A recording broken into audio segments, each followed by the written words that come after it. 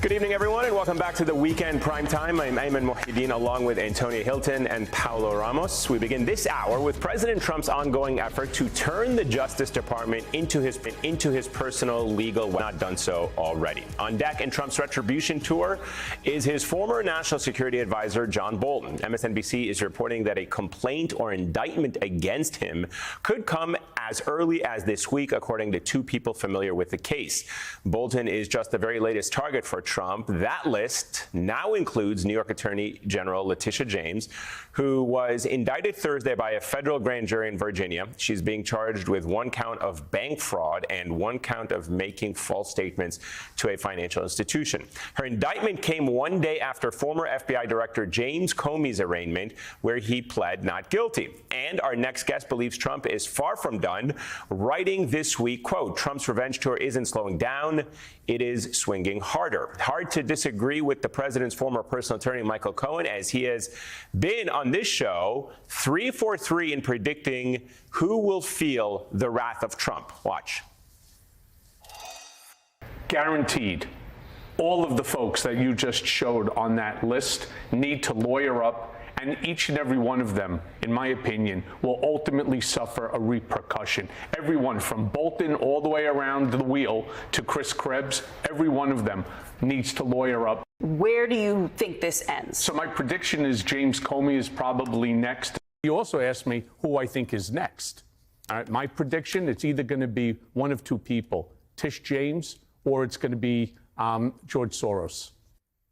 Joining us now is Michael Cohen, host of the Mea Culpa podcast and author of the top-rated Substack, The Real Michael Cohen. Most people don't know this, but we have it in our contract with you. Every time you get it right, we invite you back on the show, and that's why we're here. I think I may blow it today, so that way I can have my Sunday actually, I'm going to start this segment by not asking you to predict who is next, but ask you to tell us, how do we break this cycle of retribution that we now find ourselves in, where the president is going after people that you've identified, people who we all know, and it's now just seems like a firing line of his enemies, and he's going down the list one by one. What do you think it takes in this moment to stop what is happening? I don't think you can stop it. The car is out of the garage, so to speak, and it is going full speed down the highway.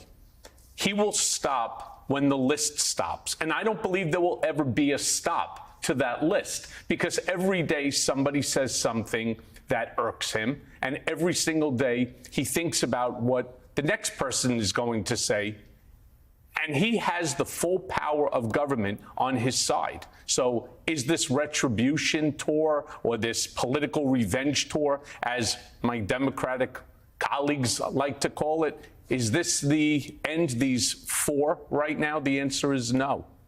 Not even close. Does he want to see them behind bars? And that's going to make him feel better about what he feels he was under attack for, and how he believes he was mistreated? Is it that he simply doesn't actually care what the outcome is, but knowing that they're going to have to lawyer up, they're going to lose money in the process, they're going to feel like they're under the microscope, that they're just going to get a taste of what he experienced, that's enough for him? Or is it also about sending a signal to people who work for him right now, that this is, if you step out of line, this is what I will do to you? Or everything that you said from A to Z, all of the above. He does want to see accountability. There's no doubt about that. Do I believe, for example, that Tish James will be held accountable? Absolutely. I said it on your show last time. Do I think James Comey will be held accountable? Absolutely.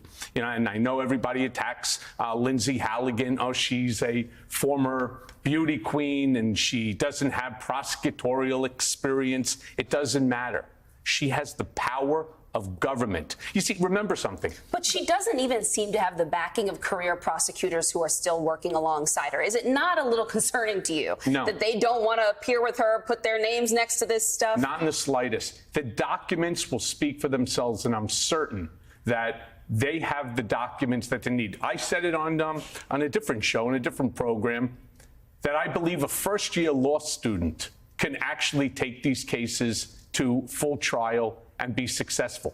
Just think about Tish James for a second. When you guys had asked me why I believe Tish James is next and why I believe she'll be held accountable. She's the chief law enforcement agent here in the state of New York. And what did she do? She went after Trump for what? for misstatements to a bank and banking fraud.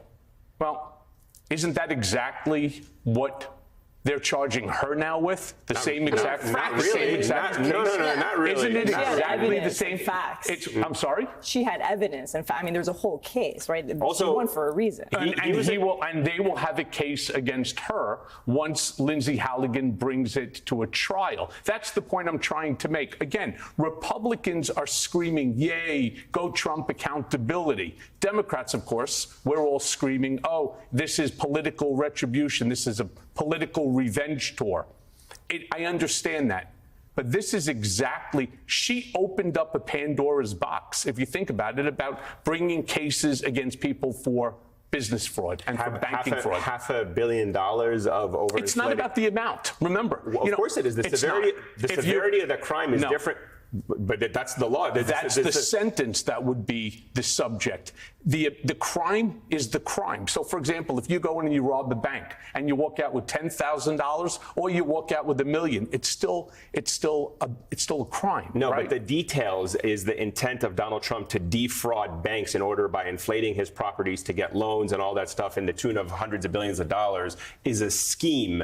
She may have misidentified a checkbox on an application when she was applying for her second mortgage that was supposed to be a rental property versus a primary residence. Not exactly the same thing. It is because ultimately what they will have to show is that she knew that this was a rental property. Again, the devil will be in the details, right. And I believe that they have the information on the details. I have to ask you a question that our viewers have asked us in the past when you've come on the show, and they've been waiting to see how your predictions turn out.